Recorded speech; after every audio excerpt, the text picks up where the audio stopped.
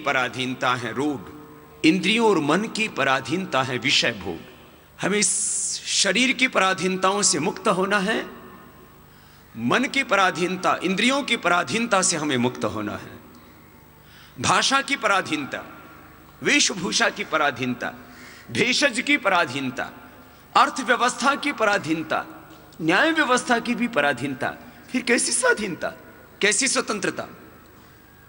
भारत स्वाभिमान का यह व्यवस्था परिवर्तन का अभियान, हम स्वयं से इस व्यवस्था परिवर्तन को शुरू करेंगे। आत्म परिवर्तन से व्यवस्था परिवर्तन तक की हमारी संघर्षपूर्ण यात्रा है, एक सामाजिक यात्रा है हमारी, एक आध्यात्मिक यात्रा है हमारी।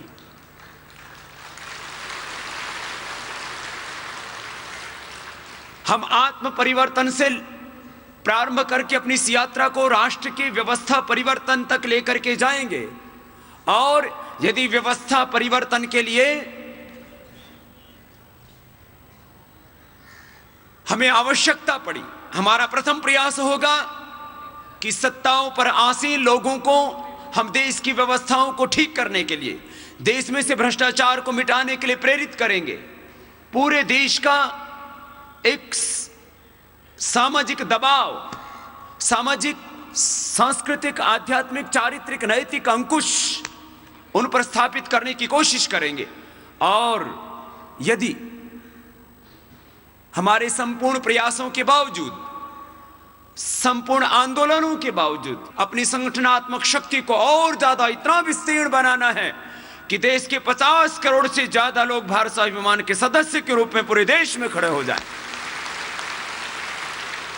क्योंकि जब कोई परिवर्तन होता है तो बिना जनशक्ति के नहीं होता है, और जनशक्ति का नेतृत्व करने के लिए चरित्रवान, निष्कलंक जीवन की आवश्यकता होती है। हम अपने जीवन को पूर्ण पारदर्शी बनाना है, जीवन में पूर्ण पवित्रता, आर्थिक शुचिता, चारित्रिक शुचिता के साथ एक आदर्श व्यक्तित्व, आदर्श चरित्र को हमें स्थापित करना है अपने जीवन से। मैंने कहा इसे जगत को परिवर्तित करना है। बहुत लंबी है हमारी यात्रा, बहुत संघर्षपूर्ण है हमारी यात्रा। व्यवस्थागत पराधीनताएं, विचारगत पराधीनताएं, इन समस्त बंधनों से हमें मुक्त होना है और पूर्ण स्वाधीनता, पूर्ण स्वतंत्रता हमको पानी है। स्वाधीनता ही सुख, समृद्धि, शांति और वैभव का आधार होती है। आज हम जहां जी रहे हैं उसका मंथन करें, चिंतन करें, क्या हम सच्चे अर्थों में स्वाधीन हैं? और जब हमको ये बोध होगा, हमको जब ये ज्ञान होगा, जब हमको एक एहसास होगा यह कि हम कहां स्वाधीन हैं, अभी तो पराधीनताओं में जी रहे हैं, और जब पराधीनताओं का हमें बोध होगा तो उन पराधीनताओं की बेड़ियों को हमें पूरी तरह से तोड़ना है और सच्चे अर्थों में हमें संपूर्ण आजादी पानी है, संपूर्ण स्वाधीनता पानी है। ये पराधीनता की सारी बेड़ियों को हमें ध्वस्त करना है और इन क्रांतिवीरों और महापुरुषों के सपनों का भारत बनाना है। कहां कहां छाई है हमारे जीवन में, हमारी व्यवस्थाओं में, हमारे राष्ट्र में पराधीनता, गुलामी। इसी विषय में संवाद करने के लिए मैं भाई राजीव जी को आमंत्रित करता हूं कि किस तरह से हम गुलामी की निशानियों को मिटाएं और संपूर्ण स्वाधीनता पाएं। भाई राजीव जी। परम पूजनीय स्वामी जी, भारत स्वाभिमान के सभी सम्माननीय बहनों भाइयों, भारत देश में गुलामी की जो निशानियां बची हुई हैं इस विषय पर बात करूंगा। भारत देश कहां कहां अभी भी गुलाम है अंग्रेजों का, अंग्रेजियत का। भारत देश अभी भी कहां कहां गुलाम है विदेशियत का। इस विषय पर मुझे आपसे बात करनी है। अगर हम भौतिक रूप से देखेंगे तो भारत 15 अगस्त 1947 को आज़ाद हुआ, लेकिन जैसे किसी का शरीर होता है जो भौतिक इकाई है, ऐसे शरीर की एक और इकाई होती है जिसको हम आत्मा कहते हैं, मन कहते हैं। बिना आत्मा और बिना मन के शरीर का अस्तित्व नहीं है। वैसे ही राष्ट्र का होता है। राष्ट्र का एक भौतिक शरीर होता है जो हमें अपनी आंखों से दिखाई देता है। राष्ट्र की अपनी एक आत्मा भी होती है, राष्ट्र का अपना एक मन भी होता है। तो मैं आपसे विनम्रता पूर्वक ये कहना चाहता हूं कि 15 अगस्त 1947 को भारत भौतिक रूप से अंग्रेजों की गुलामी से आज़ाद हो गया। अंग्रेजों ने भारत को छोड़ दिया, भारत की सत्ता का हस्तांतरण भारतवासियों के हाथ में हो गया, लेकिन मन और आत्मा से अभी भी भारत देश गुलाम है अंग्रेजों का, अंग्रेजियत का, विदेशियत का। ये मन और आत्मा की गुलामी क्या है? वो गुलामी ये है कि कहने को हमें 15 अगस्त और 26 जनवरी जैसे पर्व मनाने का अवसर प्राप्त है। 15 अगस्त को हम स्वतंत्रता दिवस मनाते हैं, 26 जनवरी को गणतंत्र दिवस मनाते हैं, लेकिन सच्चे अर्थों में स्वतंत्रता अभी आई नहीं है और गणतंत्र हमारा अभी बना नहीं है। अगर स्वतंत्रता शब्द का अर्थ समझने की आप कोशिश करेंगे तो इसको संधि विच्छेद करें, स्व और तंत्र। स्व माने अपना, हमारा, तंत्र माने व्यवस्था, जिसको अंग्रेजी में सब सिस्टम कहते हैं। तो हमारा तंत्र या हमारी व्यवस्था स्थापित हो तो हम कहें कि भारत स्वतंत्र है। लेकिन आज़ादी मिलने के 63 वर्षों के बाद भी हमारे भारत देश की एक भी व्यवस्था ऐसी नहीं है जो हमारी अपनी स्थापित की हुई हो। एक भी तंत्र हमारे देश में ऐसा नहीं बन पाया जो हम भारतवासियों के प्रयासों से और हमारे अभिक्रम से बना हो। हमारे यहाँ सभी व्यवस्थाएं, हमारे सभी तंत्र अंग्रेजों के बनाए हुए हैं और अंग्रेजियत में डूबे हुए हैं। उदाहरण के लिए मैं अगर आपसे बात करूं तो कोई भी देश जब आज़ाद होता है किसी दूसरे देश की गुलामी से, तो सबसे पहले वो देश, सारी दुनिया का इतिहास ये बताता है कि दुनिया में कभी भी कोई देश गुलाम हुआ और फिर आज़ाद हुआ तो आज़ाद होने के बाद कोई भी देश अपनी भाषा को ठीक करता है और अपनी शिक्षा व्यवस्था को ठीक करता है, क्योंकि शिक्षा व्यवस्था और भाषा किसी भी देश के विकास की रीढ़ की हड्डी मानी जाती है। हम भारत का विकास करना चाहते हैं, दुनिया में सबसे अच्छा देश बनाना चाहते हैं, तो हमारी शिक्षा व्यवस्था और हमारी भाषा की व्यवस्था ये अपनी होनी चाहिए, तभी हम भारत को दुनिया में सबसे ऊपर ले जा सकते हैं। क्योंकि दुनिया में जो देश भी सबसे ऊपर गए हैं उन्होंने ऐसा ही किया है। हम किसी भी देश का नाम लेके उदाहरण दे सकते हैं। जैसे अमेरिका नाम का देश दुनिया में बहुत ऊंचाई पर पहुंचा। आज से करीब लगभग 200 वर्ष पहले तक अमेरिका का कोई खास अस्तित्व नहीं था पूरी दुनिया में। 200 वर्ष पहले के इतिहास की किताबों में ढूंढेंगे तो अमेरिका के बारे में कोई खास जानकारी नहीं मिलती, लेकिन पिछले 200 वर्षों में अमेरिका बहुत ऊंचाई पर गया। 1776 के बाद से लेकर अभी 2009 आ गया, अमेरिका बहुत ऊंचाई पर पहुंच गया पिछले 225 वर्षों में। तो अमेरिका ने क्या किया है? अपनी भाषा को, अपनी शिक्षा व्यवस्था को अपने अनुकूल बनाया गुलामी से आज़ाद होने के बाद। चीन नाम का एक देश बहुत ऊंचाई पर पहुंचा पूरी दुनिया में। तो चीन ने क्या किया? 1949 में चीन में जो सांस्कृतिक क्रांति हुई, माओ वहाँ का सबसे बड़ा नेता था, तो माओ के नेतृत्व में जो क्रांति हुई, माओ उसी तरह का नेतृत्व चीन के लोगों को प्रदान किया था जैसे आज हमारे परम पूजनीय स्वामी जी भारत को नेतृत्व प्रदान कर रहे हैं। एक सांस्कृतिक और आध्यात्मिक आंदोलन जैसे भारत में करने की कोशिश आज हो रही है भारत स्वाभिमान की मदद से, और उसके सेनापति परम पूजनीय स्वामी जी हैं, वैसा ही सांस्कृतिक और आध्यात्मिक आंदोलन माओ ज़ेडोंग ने किया था चीन में और बहुत सफल हुआ था, और उसके बाद चीन पूरा बदल गया। माओ ने जब अपने चीन को बदला तो उसने भी सबसे पहले अपनी भाषा को और अपनी शिक्षा व्यवस्था को दुरुस्त किया। ऐसे ही जापान का उदाहरण है। ऐसे ही अगर हम और दूसरे देशों का उदाहरण लें, जापान भी गुलाम हुआ है, और जापान तो 3 देशों का गुलाम हुआ है। अमेरिका ने जापान को गुलाम बनाया, डच लोगों ने जापान को गुलाम बनाया, अंग्रेजों ने जापान को गुलाम बनाया। तो जापान ने आज़ादी के बाद भी वही किया, अपनी शिक्षा व्यवस्था, अपनी भाषा व्यवस्था को बहुत अच्छे से दुरुस्त किया। दुनिया के और छोटे देशों का उदाहरण दें, क्यूबा का दें, ब्राज़ील का दें, मैक्सिको का उदाहरण दें, या स्पेन का उदाहरण लें, स्वीडन का लें, स्विट्ज़रलैंड का लें, डेनमार्क का लें, नॉर्वे का लें, दुनिया के किसी भी छोटे बड़े देश का उदाहरण आप देखें और इतिहास पढ़ें तो आपको एक बात सभी देशों में समझ में आएगी, वो ये कि जब भी कोई देश किसी दूसरे देश का गुलाम हुआ है, आज़ाद होने के बाद सबसे पहले उन्होंने अपनी भाषा व्यवस्था को दुरुस्त किया है और फिर शिक्षा को दुरुस्त किया है। भारत के बारे में जब हम ये देखने की कोशिश करते हैं तो यहाँ उल्टा चित्र नजर आता है, बिल्कुल विपरीत चित्र नजर आता है। भारत आज़ाद हो गया 15 अगस्त 1947 को, लेकिन आज़ादी के बाद भारत ने अंग्रेजों की भाषा को नहीं बदला। अंग्रेजों की भाषा अभी भी इस देश में चल रही है। भारत आज़ाद हो गया 15 अगस्त 1947 को, लेकिन भारत ने आज तक अपनी शिक्षा व्यवस्था को नहीं बदला। अंग्रेजों की बनाई गई पूरी की पूरी शिक्षा व्यवस्था आज भी इस देश में चल रही है।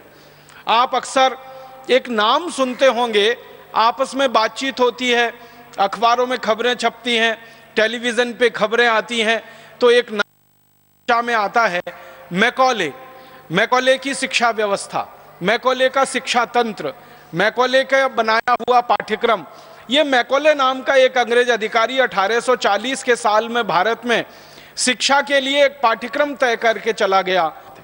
मैकॉले ये कहता था कि भारत में ऐसी शिक्षा व्यवस्था लागू करनी है जिसको पढ़ने के बाद भारतवासी शरीर से दिखने में भारतीय भले हों, लेकिन आत्मा से और मन से अंग्रेजियत से भर जाएं और अंग्रेजों जैसे हो जाएं। जब हम आत्मा और मन से अंग्रेजों जैसे हो जाएंगे तो वो कहता था कि हमें फिर भारत को गुलाम बनाने के लिए कोई ज़्यादा प्रयास नहीं करने पड़ेंगे, भारतवासी बहुत आसानी से और सहजता से हमारे गुलाम हो जाएंगे। तो ऐसी शिक्षा व्यवस्था मैकॉले छोड़कर गया, वो अभी भी इस देश में चल रही है। दुख है, दुर्भाग्य है कि अंग्रेजी शिक्षा व्यवस्था में तकनीकी शिक्षा, जिसको हम इंजीनियरिंग कहते हैं या मेडिकल की शिक्षा कहते हैं, इसमें अंग्रेजों ने जो पाठ्यक्रम तय कर दिया वो लगभग 140 साल से वैसे का वैसा ही चल रहा है। तो हमने पाठ्यक्रम नहीं बदला, हमारी भाषा नहीं बदली, और भाषा और शिक्षा के स्तर पर छोटा सा बदलाव भी हम नहीं कर पाए। मुझे और एक अफसोस की बात आपसे कहनी है, वो ये कि अंग्रेजों ने जिस शिक्षा व्यवस्था को भारत में लागू किया, वो शिक्षा व्यवस्था उन्होंने अपने देश में लागू नहीं की। आप अगर अंग्रेजों के देश में जाएंगे देखने और समझने के लिए, तो उनकी शिक्षा व्यवस्था भारत से बिल्कुल भिन्न है। हमारे देश में मैकॉले के द्वारा जो विषय तय किए गए, उनमें से एक इतिहास विषय, जिसमें मैकॉले ने यह कहा कि भारतवासियों को सच्चा इतिहास उनका नहीं बताना है, क्योंकि इनको गुलाम बना के रखना है, इसलिए इतिहास को विकृत करके भारत में पढ़ाया जाना चाहिए। तो भारत के इतिहास को पूरी तरह से उन्होंने विकृत कर दिया। सबसे बड़ी विकृति जो हमारे इतिहास में अंग्रेजों ने डाली, जो आज तक जहर बनकर हमारे खून में घूम रही है, वो विकृति ये है कि हम भारतवासी आर्य कहीं बाहर से आए। सारी दुनिया में शोध हो चुका है कि आर्य नाम की कोई जाति भारत को छोड़कर दुनिया में कहीं नहीं थी, तो बाहर से कहाँ से आ गए हम। फिर हमको कहा गया कि हम सेंट्रल एशिया से आए, मध्य एशिया से आए। मध्य एशिया में जो जातियां इस समय निवास करती हैं, उन सभी जातियों के डीएनए लिए गए। डीएनए आप समझते हैं, जिसका टेस्ट करके कोई भी बात की पक्की सूचना ली जाती है।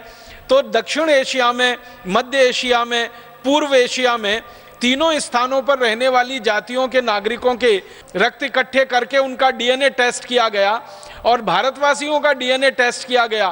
तो पता चला कि भारतवासियों का डीएनए दक्षिण एशिया, मध्य एशिया, पूर्व एशिया के किसी भी जाति समूह से नहीं मिलता है। तो ये कैसे कहा जा सकता है कि भारतवासी मध्य एशिया से आए, आर्य मध्य एशिया से आए? इसका उल्टा तो मिलता है कि भारतवासी मध्य एशिया में गए, भारत से निकलकर दक्षिण एशिया में गए, पूर्व एशिया में गए, मध्य एशिया में गए और दुनिया भर में सभी स्थानों पर गए और भारतीय संस्कृति, भारतीय सभ्यता और भारतीय धर्म का उन्होंने पूरी ताकत से प्रचार प्रसार किया। तो भारतवासी दूसरी जगहों पर जाकर तो प्रचार प्रसार करते हैं, उसके प्रमाण हैं, लेकिन भारत में कोई बाहर से आर्य नाम की जाति आई, इसके प्रमाण अभी तक मिले नहीं और इसकी वैज्ञानिक पुष्टि भी नहीं हुई। इतना बड़ा झूठ अंग्रेज हमारे इतिहास में लिख गए और भला हो हमारे इतिहासकारों का, उस झूठ को अंग्रेजों के जाने के बाद भी पढ़ा रहे हैं।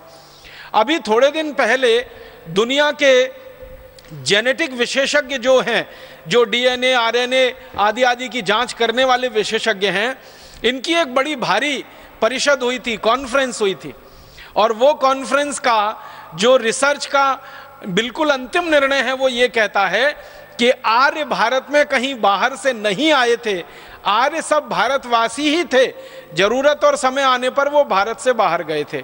अब आर्य हमारे यहाँ कहा जाता है श्रेष्ठ व्यक्ति को, जो भी श्रेष्ठ है वो आर्य है। कोई ऐसा जाति समूह हमारे यहाँ आर्य नहीं है। हमारे यहाँ तो जो भी जातियों में श्रेष्ठ व्यक्ति हैं वो सब आर्य माने जाते हैं। वो कोई भी जाति के हो सकते हैं, ब्राह्मण हो सकते हैं, क्षत्रिय हो सकते हैं, शूद्र हो सकते हैं, वैश्य हो सकते हैं। किसी भी वर्ण का कोई भी व्यक्ति अगर वो श्रेष्ठ आचरण करता है, हमारे यहाँ उसको आर्य कहा जाता है। आर्य कोई जाति समूह नहीं है, वो सभी जाति समूहों में श्रेष्ठ लोगों का प्रतिनिधित्व करने वाला व्यक्ति है। ऊंचा चरित्र जिसका है, आचरण जिसका दूसरों के लिए उदाहरण के योग्य है, जिसका किया हुआ, जिसका बोला हुआ, जिसका कहा हुआ दूसरों के लिए अनुकरणीय है, वो सभी आर्य हैं।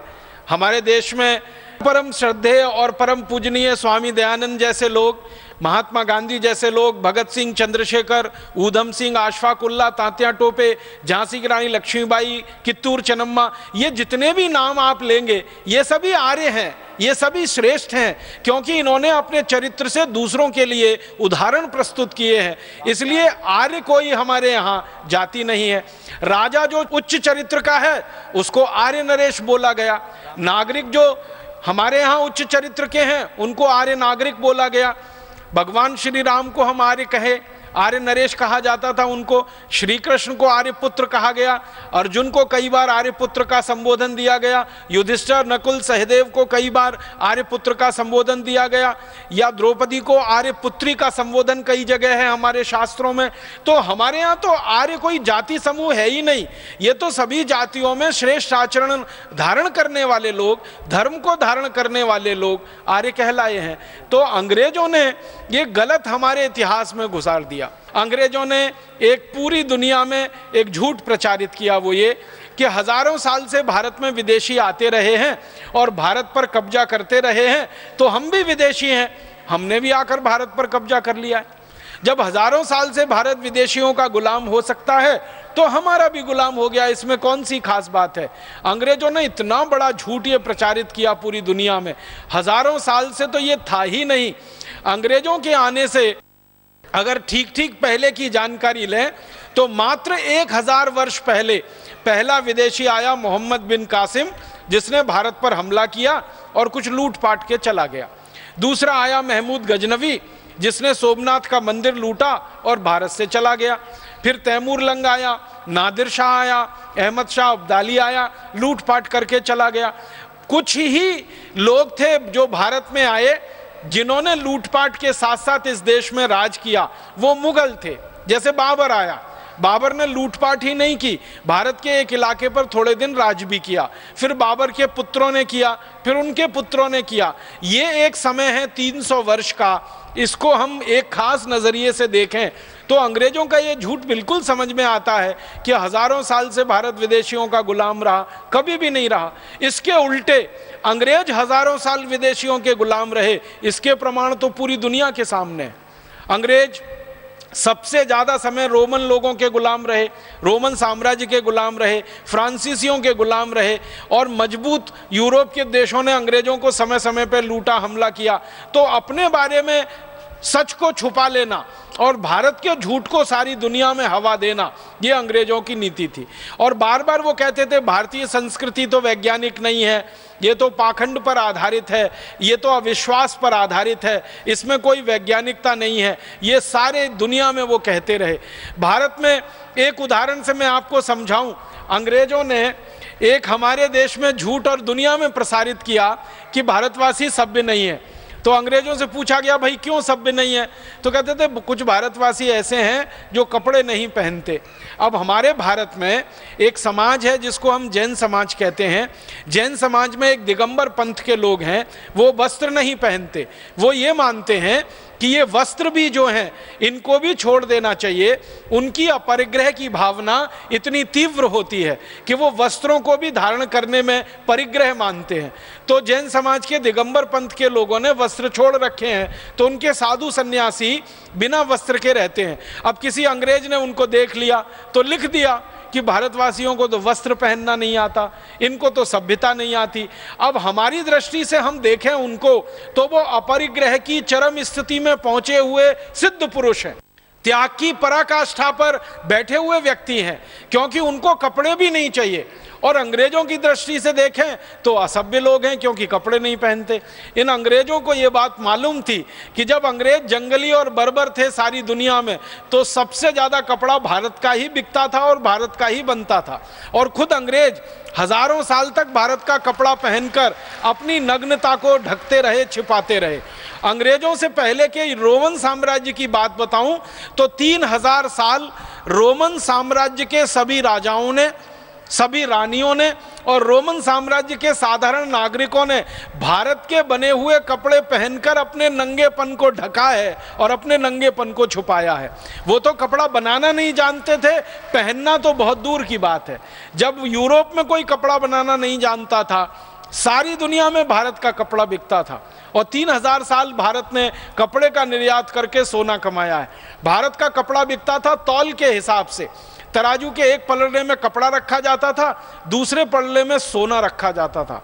भारत का कपड़ा अगर 1 किलो का थान है ना, तो बराबर 1 किलो सोना मिलता था उसके बदले में। तो हमने कपड़ा बेचकर सोना कमाया है, इसलिए सारी दुनिया का सोना भारत में आया और इसलिए भारत सोने की चिड़िया बन गया। ये सत्य अंग्रेज जानते थे, लेकिन जानबूझ के उन्होंने इतिहास में यह डाल दिया कि भारतवासी तो असभ्य हैं। बहुत सारे ऐसे उदाहरण हैं। तो हमारी संस्कृति को नीचा दिखाना, हमारी सभ्यता को नीचा बताना, हमारे इतिहास को विकृत कर देना, शिक्षा व्यवस्था को हमारा पूरा तहस नहस कर देना, हमारी भाषा को तहस नहस कर देना, इन सब के पीछे अंग्रेजों का मूल उद्देश्य अगर था तो एक कि भारत को गुलाम बनाकर रखना है ताकि इस देश को लूटा जा सके। हम अगर किसी के गुलाम होते हैं तभी हम लूट सकते हैं। अगर हम स्वतंत्र और आज़ाद हैं, हमें कोई नहीं लूट सकता। अंग्रेजों को यह मालूम था कि भारतवासी गुलाम नहीं बनेंगे आसानी से, क्योंकि मैकॉले अंग्रेजों की संसद में 2 फरवरी 1835 को यही भाषण दे रहा है। वो कह रहा है कि मैं संपूर्ण भारत में घूमा, मैंने किसी को भिखारी नहीं देखा, किसी को चोर नहीं देखा, कोई गरीब नहीं है, कोई बेरोजगार नहीं है, शिक्षा में भारत बहुत ऊंचा है, सभ्यता और संस्कृति में भारत बहुत ऊंचा है। और अंत में कहता है हम भारत को गुलाम नहीं बना सकते तब तक जब तक कि भारतवासियों की रीढ़ की हड्डी जो उनकी संस्कृति है और जो उनकी शिक्षा व्यवस्था है, इसको जब तक हम नहीं तोड़ेंगे भारत गुलाम नहीं बनेगा। तो संस्कृति को तोड़ना, शिक्षा को तोड़ना, सभ्यता को तोड़ना, ये सब जुड़ा हुआ है मन के तोड़ने से। तो हमारा मन गुलाम बने, हमारा मन टूटे, इसके लिए अंग्रेजों ने ये सारे प्रयास किए और उन प्रयासों में वो कामयाब हुए और भारत को 250 साल गुलाम बना के रख लिया। अब जैसे ही आज़ादी आई 15 अगस्त 1947 को, तो हमें वो करना चाहिए था जो मैकॉले के किए का बिल्कुल उल्टा था। मैकॉले ने भारतीय शिक्षा व्यवस्था का नाश किया। 7,32,000 गुरुकुल जो इस देश में चला करते थे, संस्कृत भाषा के आधार पर शिक्षण दिया करते थे। 97% हमारे देश में साक्षरता हुआ करती थी उन गुरुकुलों की मदद से। इंजीनियरिंग पढ़ाई जाती थी, मेडिकल पढ़ाया जाता था, मैनेजमेंट पढ़ाया जाता था, धातु शास्त्र पढ़ाया जाता था, चिकित्सा शास्त्र होता था, सर्जरी पढ़ाई जाती थी। ऐसे 18 उच्च शिक्षा के विषय हुआ करते थे। इन सब विषयों में पारंगत देश भारत को मैकॉले के एक कानून ने खत्म कर दिया जिसका नाम था इंडियन एजुकेशन एक्ट। उस कानून के आधार पर संस्कृत को उन्होंने प्रतिबंध लगा दिया और संस्कृत के आधार पर पढ़ाने वाले गुरुकुलों को प्रतिबंध लगा दिया। गुरुकुलों के आचार्यों को जिंदा जला दिया, उनके घरों में उनके घरों के साथ जला दिया, हाथ पैर उनके काटे, उंगलियां काटी, भयंकर अत्याचार करके गुरुकुल बंद किए गए। आज़ादी के बाद क्या होना चाहिए था? जो कुछ मैकॉले ने किया उसका उल्टा करना चाहिए था भारत सरकार को। अंग्रेजी खत्म होनी चाहिए थी, अंग्रेजों के बनाए गए कॉन्वेंट स्कूल और पब्लिक स्कूल बंद होने चाहिए थे, और जो गुरुकुल कभी चला करते थे इस देश में, जिनके आधार पर 97% साक्षरता थी पूरे देश में, उनको पुनर्जीवित करना चाहिए था। लेकिन भारत सरकार ने ऐसा कुछ नहीं किया। ना अंग्रेजी को खत्म किया, ना कॉन्वेंट स्कूल बंद किए, ना पब्लिक स्कूल बंद किए, ना वो झूठा इतिहास सरकार ने बदला।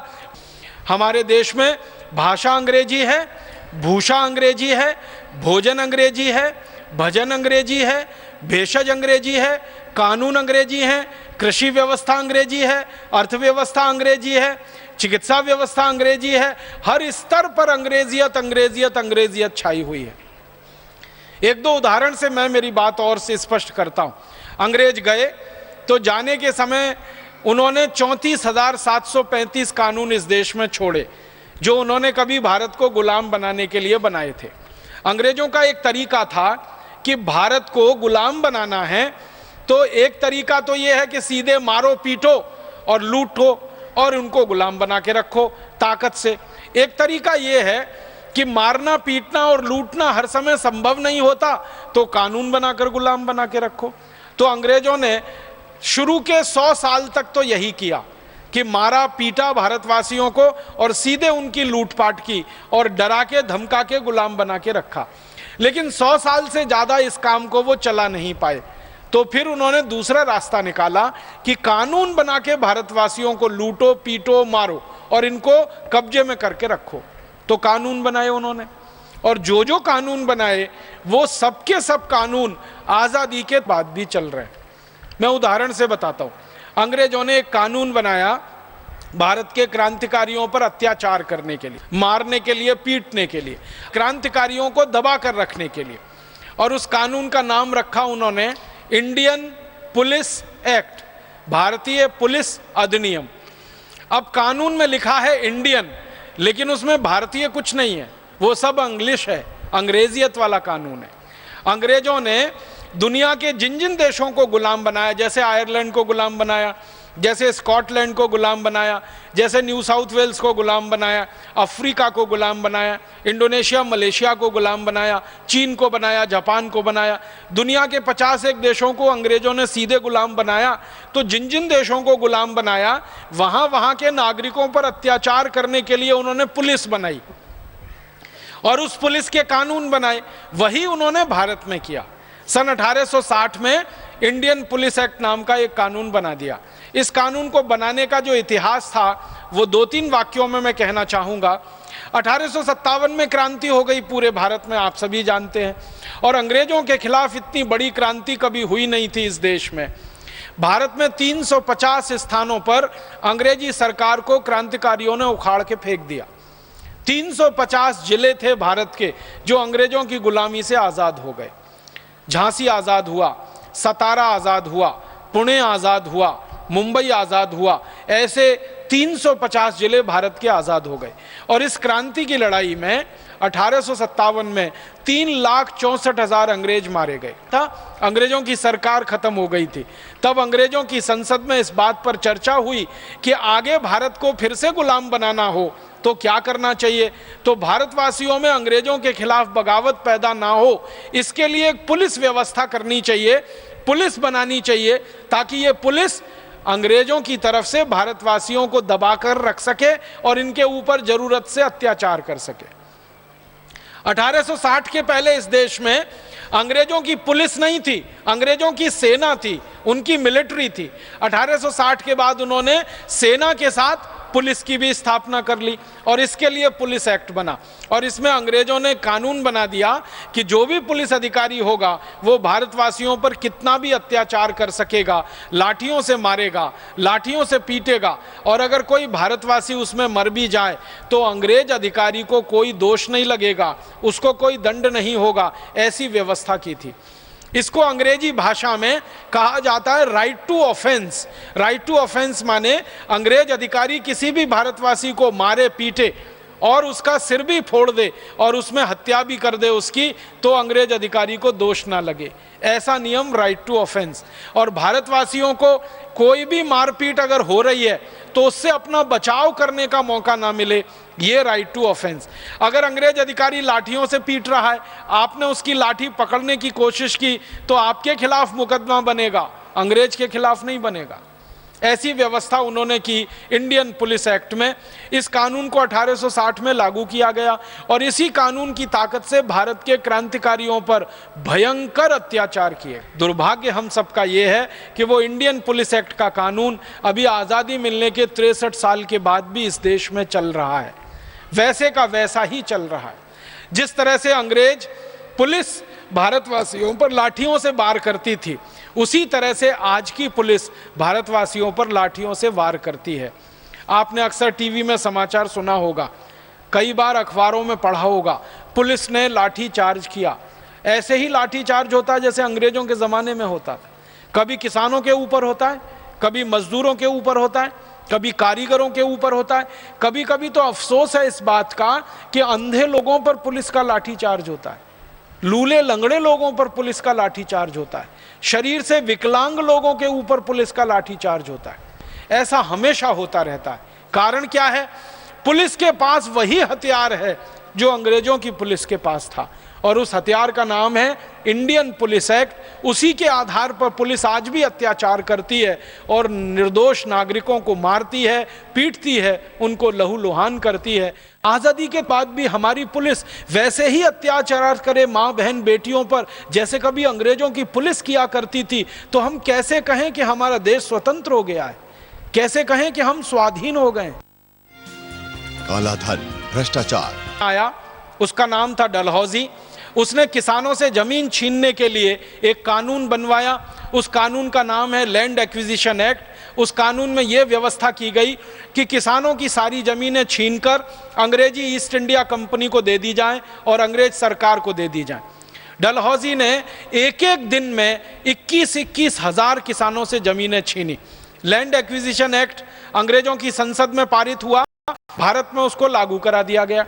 उस कानून में व्यवस्था क्या थी कि जिस जमीन पर अंग्रेजों की सरकार एक नोटिस लगा देगी, उसी दिन से वो जमीन अंग्रेजों की हो जाएगी।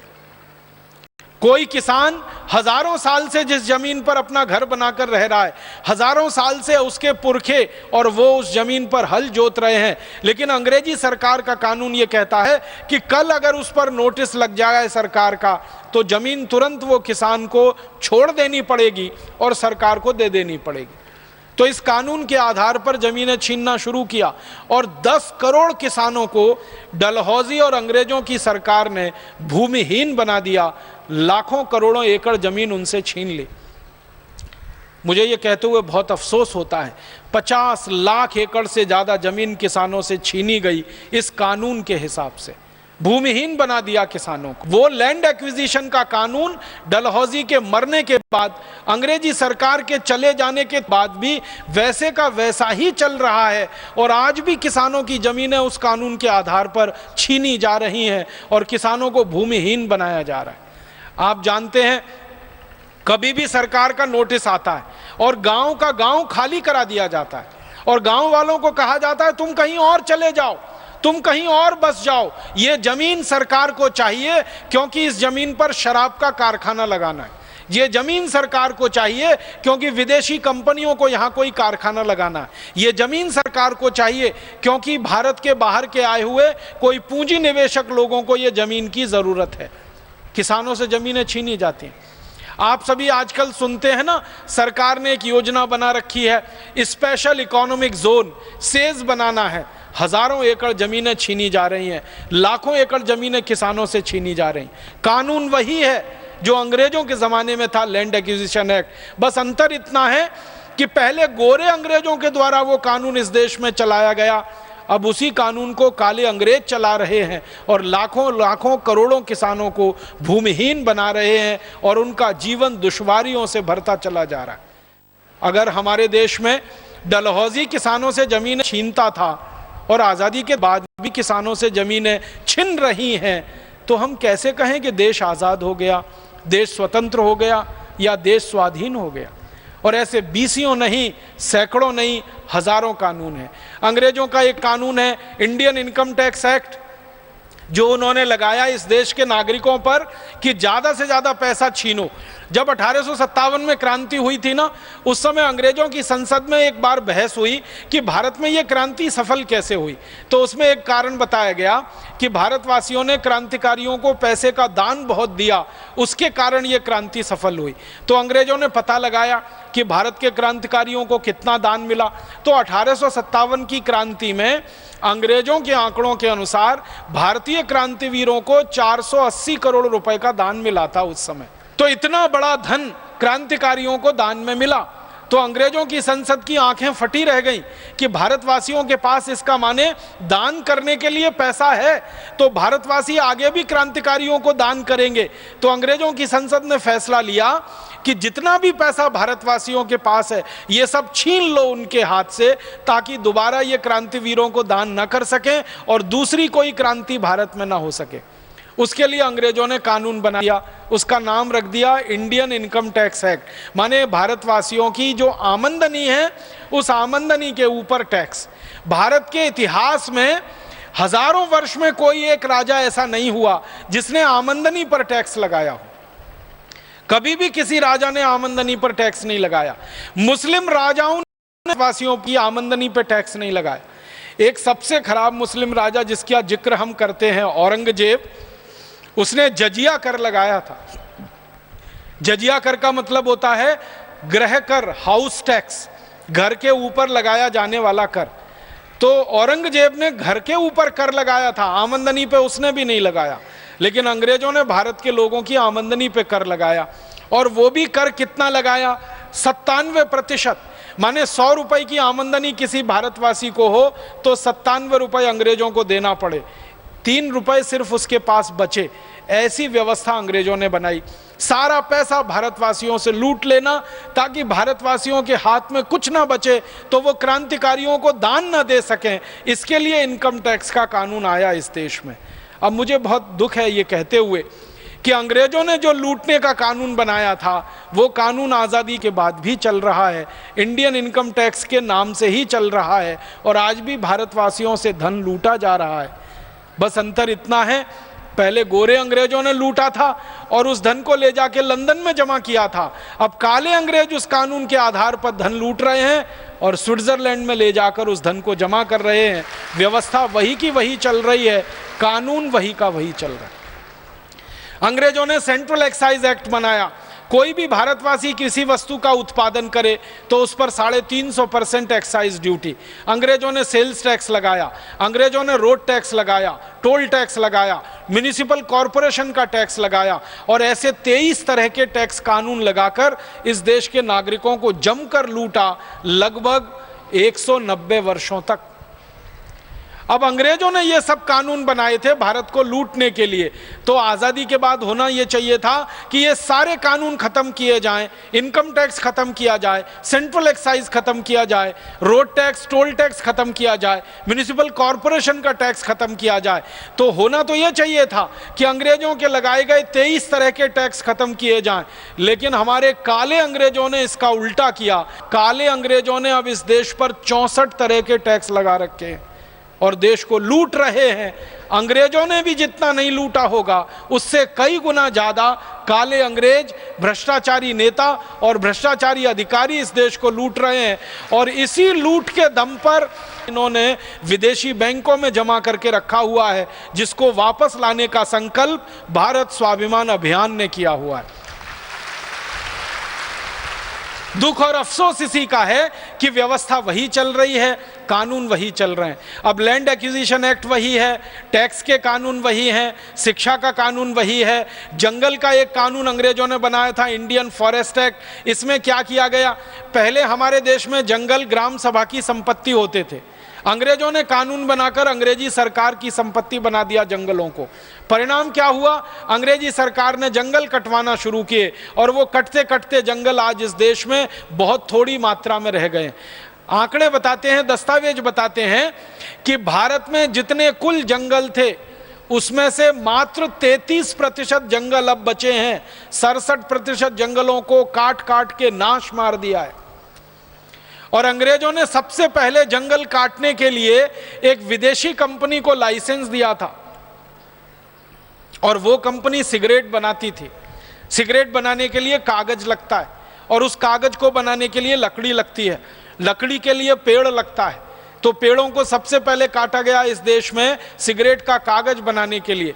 जिस कंपनी को अंग्रेजों ने भारत में सिगरेट का कागज बनाने के लिए जंगल काटने का अधिकार दिया था, वो कंपनी आज़ादी के बाद भी इस देश में जंगलों को काट रही है, सिगरेट बना रही है, कागज के लिए पेड़ों को बर्बाद किया जा रहा है और देश के पूरे पर्यावरण को प्रदूषित किया जा रहा है। इसी तरह के कई कानून हैं इस देश में। बहुत हंसी आती है कि अगर आप जंगल के किसी प्राणी के ऊपर प्रहार करें और गलती से उसकी हत्या हो जाए तो आप बहुत जल्दी जेल भेज दिए जाएंगे, लेकिन उस जंगल में रहने वाले किसी आदिवासी वनवासी का आपके किसी कारण से मरना हो जाए या उसका जीवन समाप्त हो जाए तो व्यवस्था खामोश है, मौन है, व्यवस्था के पास कोई जवाब नहीं है उसका। वन्य प्राणी जीवित रहना चाहिए, इसमें कोई दो राय नहीं है, लेकिन इस देश का इंसान भी जीवित रहना चाहिए, इसमें भी दो राय नहीं होना चाहिए। क्योंकि प्राणी का जितना महत्व है, इंसान का महत्व उससे कोई कम नहीं है। इंसान और प्राणी दोनों भगवान के बनाए हुए जीव हैं, दोनों को जिंदा रखना और उनकी व्यवस्था करना सरकार का कर्तव्य है, लेकिन सरकार उसको नहीं निभा पा रही है क्योंकि कानून ऐसा है। ऐसे इस देश में 34,735 कानून हैं। मैं किस किस को बताऊं और किस किस को छोड़ूं। इसलिए ये सारे कानून जब तक इस देश में चलेंगे, हम नहीं कह सकते कि भारत स्वतंत्र हुआ है, हम नहीं कह सकते कि भारत आज़ाद हुआ है, हम नहीं कह सकते कि भारत स्वाधीन हुआ है। अंग्रेज भाग गए, लेकिन अंग्रेजियत बची हुई है, कानूनों के रूप में वो बची हुई है। तो भारत स्वाभिमान के सभी कार्यकर्ताओं को ये बात अपने मन में गहराई से उतारने की है कि भारत की आज़ादी, भारत की स्वतंत्रता, भारत की स्वाधीनता तब तक पूरी नहीं हो सकती जब तक अंग्रेजों के बनाए हुए 34,735 कानून इस देश में चल रहे हैं, तब तक ये स्वाधीनता पूरी नहीं हो सकती। और एक दो कानून का उदाहरण देता हूँ। बलात्कार के खिलाफ अंग्रेजों ने कानून बनाया सबसे पहला, और उस कानून में व्यवस्था यह की कि जिस मां बहन बेटी के ऊपर बलात्कार होगा, उस मां बहन बेटी को अंग्रेजों की अदालत में आकर सिद्ध करना पड़ेगा कि उसके ऊपर बलात्कार हुआ है। जिस अंग्रेज ने बलात्कार किया है उसको कुछ सिद्ध नहीं करना पड़ेगा, और जब तक सिद्ध नहीं होगा तब तक वो अंग्रेज अभियुक्त नहीं माना जाएगा, उसको पापी नहीं माना जाएगा, अपराधी नहीं माना जाएगा। ये कानून बना दिया अंग्रेजों ने। कानून बनते ही बलात्कार की बाढ़ आ गई पूरे देश में। हर गांव में, हर शहर में माताओं, बहन, बेटियों की इज्जत से अंग्रेजों ने खेलना शुरू किया, क्योंकि अंग्रेजों को मालूम था कि कोई भी मां, बहन, बेटी अदालत में यह सिद्ध कर ही नहीं सकती कि उसके ऊपर बलात्कार हुआ है। कानून की गलियां ऐसी टेढ़ी बनाई गई कि किसी भी मां, बहन, बेटी को यह सिद्ध करना एकदम असंभव हो जाए कि उसके ऊपर बलात्कार हुआ है।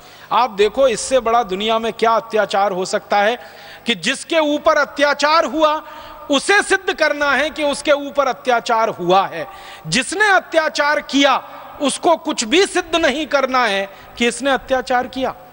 परिणाम यह होता था कि 100 अंग्रेज बलात्कार करते थे भारत की माता, बहन, बेटियों से, तो उसमें से मुश्किल से 2-3 अंग्रेजों के खिलाफ साबित हो पाता था और उनको ही सजा मिल पाती थी। 97-98 अंग्रेज बिल्कुल छूट जाते थे, बाइज्जत बरी हो जाते थे, और फिर वो दोबारा बलात्कार करते थे और फिर माता, बहन, बेटियों की हत्या करते थे। बलात्कार का कानून ऐसा बना दिया कोई भी मां, बहन, बेटी सिद्ध ही ना कर सके और किसी भी अंग्रेज को उसमें सजा ना मिल सके। अब मुझे बहुत बड़ा दुख है, अफसोस है कि ये कानून आज़ादी मिलने के 15 अगस्त 1947 को जला डालना चाहिए था, ये खत्म कर देना चाहिए था, लेकिन यही कानून आज़ादी के बाद भी चल रहा है और आज भी इस देश में माताओं, बहन, बेटियों से बलात्कार हो रहे हैं और माताओं, बहन, बेटियों को अदालत में सिद्ध करना पड़ रहा है कि उनके खिलाफ अत्याचार हो रहा है। अत्याचार करने वाले को कुछ सिद्ध नहीं करना पड़ता अदालत में, ऐसी कार्यवाही होती है।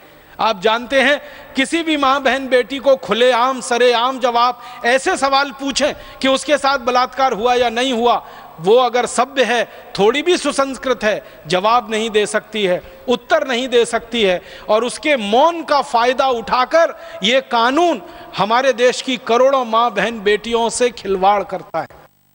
बहुत दुख है ये कहते हुए कि बलात्कार के 100 अपराध इस देश में जब पुलिस के यहाँ रजिस्टर्ड होते हैं तो मात्र 5 अपराध में सजा होती है।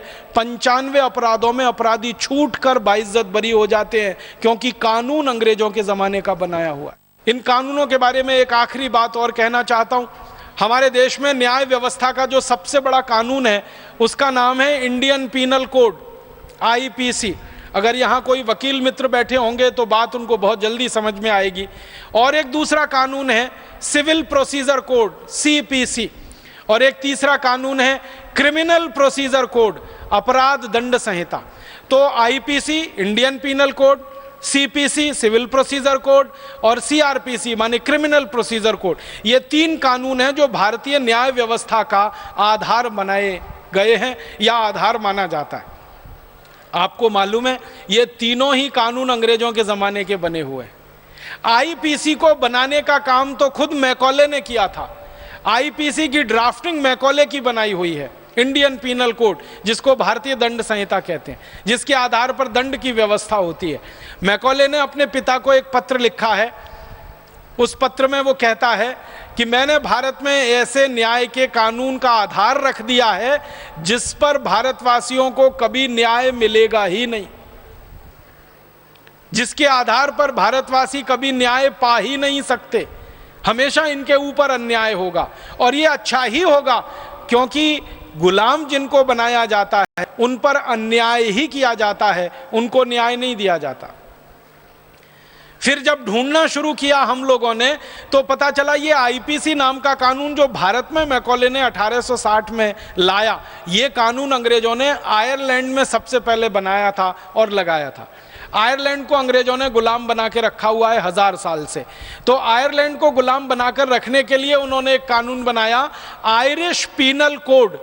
उसी कानून को भारत में कह दिया इंडियन पीनल कोड। तो आयरलैंड को गुलाम बना के रखना है इसलिए आयरिश पीनल कोड बनाया, तो भारत को गुलाम बनाकर रखना है तो इंडियन पीनल कोड बना दिया। अब जिस कानून को गुलाम बनाने के लिए तैयार किया गया हो, उस कानून के आधार पर आजादी के बाद न्याय कैसे मिलेगा, जरा बताइए। अन्याय ही होने वाला है।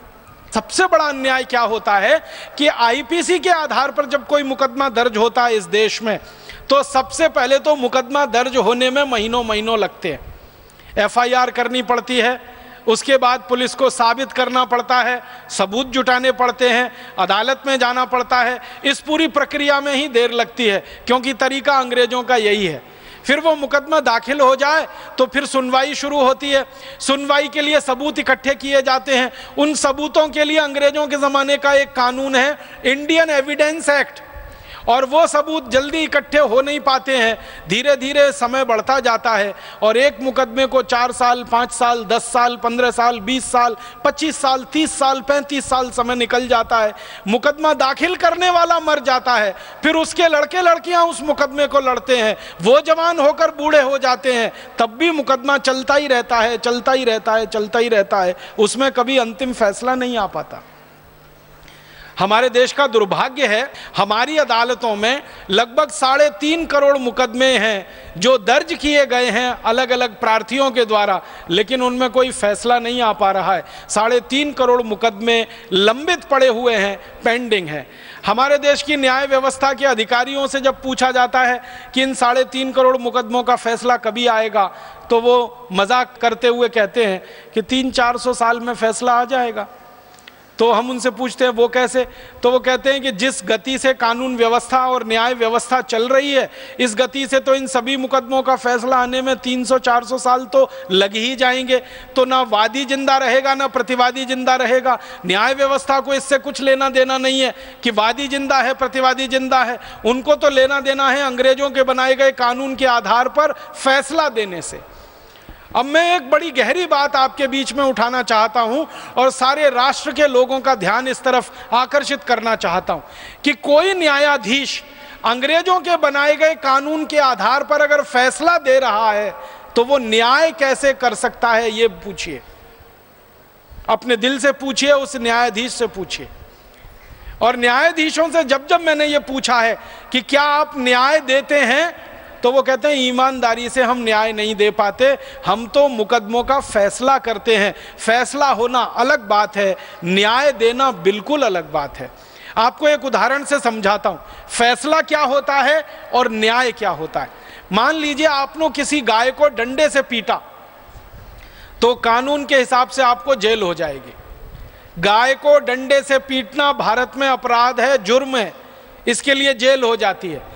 लेकिन उसी गाय को आपने गर्दन से काट दिया और उसके मांस की बोटी बोटी आपने बेच दी बाजार में, आपको कुछ नहीं होगा क्योंकि कानून से वो न्याय सम्मत है।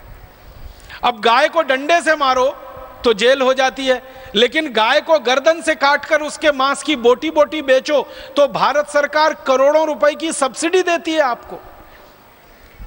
मैं अगर गौशाला खोलना चाहूं तो इस देश की कानून व्यवस्था के अनुसार मुझे बैंक से कर्ज नहीं मिल सकता, लेकिन गाय को कत्ल करने के लिए कत्ल खाना बनाना हो उसके लिए बैंक करोड़ों रुपए कर्ज देने को तैयार है मुझे। आप सोचिए, मैं गौशाला बना के गाय का दूध बेचना चाहता हूं, बैंक के पास जाता हूं, मुझे कर्ज दे दो, बैंक कहती है हमारी योजना में गाय को कर्ज देने की व्यवस्था नहीं है। लेकिन उसी बैंक के पास में जाता हूं कि मुझे कत्ल खाना खोलना है और कर्ज दे दो, तो बैंक खुशी से कर्ज देती है। उस कर्जे पर ब्याज सबसे कम लिया जाता है और करोड़ों रुपए का कर्ज तो मुफ्त में दिया जाता है सब्सिडी के रूप में। आप बताओ कि अगर मैं गाय का मांस बेचने के लिए कत्ल खाना खोलूं तो मेरे लिए कर्ज है, सब्सिडी है। गौशाला खोलूं गाय को पालन करने के लिए तो मुझे ना सब्सिडी है ना बैंक की कोई मदद है। ऐसी व्यवस्था में न्याय कहां हो सकता है? दुर्भाग्य से हमारे देश में धर्म और सत्य की सत्ता नहीं है, कानून की सत्ता है। लॉ एंड ऑर्डर की बात होती है, धर्म और न्याय की बात नहीं होती, सत्य की बात नहीं होती। तो ये अंग्रेज छोड़कर चले गए पूरी कानून व्यवस्था को और वही ढो रहे हैं हम। पतंजलि योग पीठ हरिद्वार में आयोजित द्वितीय अंतर्राष्ट्रीय योग सम्मेलन में योग ऋषि स्वामी रामदेव जी के योग सत्र के साथ साथ देश विदेश के प्रतिष्ठित संस्थानों के प्रख्यात गूढ़ विद्वानों के व्याख्यानों की अंग्रेजी से हिंदी व हिंदी से अंग्रेजी अनुवाद की सुविधा। स्थान सीमित है। पंजीकरण एवं भाग लेने हेतु तुरंत संपर्क करें। पतंजलि योग पीठ हरिद्वार। फोन 01434240008। ईमेल divyoga@rediffmail.com और pyp.conference2013@gmail.com। Website patanjaliresearchfoundation.com।